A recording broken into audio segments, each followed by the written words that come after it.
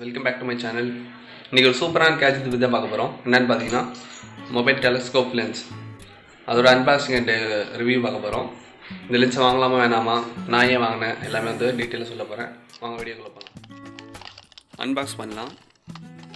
Open பண்ணோடனே lens இருக்குது. 8x lens அது பார்க்க நல்லாவே இருக்குது. 2 கேப் கொடுத்துருக்காங்க. எதுக்குன்னா லென்ஸ் வந்து ஸ்க்ராட்ச் ஆகாமல் இருக்க வந்து ப்ரொடெக்ட் பண்ணுறது கேப் கொடுத்துருக்காங்க. இதான் lens, telescope lens. Blur option adjust பண்ணுற மட்டும் இது கொடுத்துருக்காங்க. நம்ம வேணும்னா அட்ஜஸ்ட் பண்ணி வச்சுக்கலாம். அதை நல்லா தான் இருக்குது பார்க்க. செகண்டாக வந்து அந்த லென்ஸ் போடுற ஹோல்டரு கிளிப்பு கொடுத்துருக்காங்க. நல்லாவே ஸ்ட்ரென்த்தாகவே இருக்குது, நல்லா க்ரிப்பாக இருக்குது. எல்லாம் இதில் தான் அந்த லென்ஸ் வந்து அட்டாச் பண்ணணும்.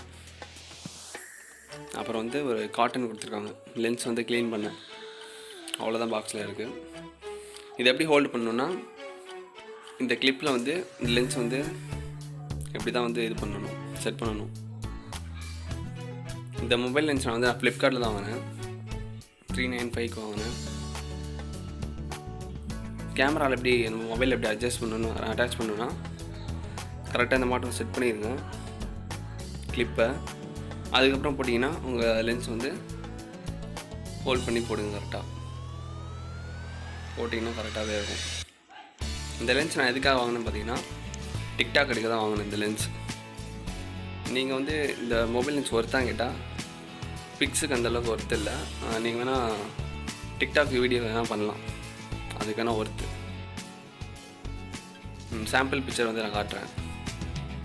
வித் லென்ஸ் வித்தவுட் லென்ஸில் பாருங்கள். பிக்சரும் ஓகே, ஓரளவு நல்லா தான் இருக்குது.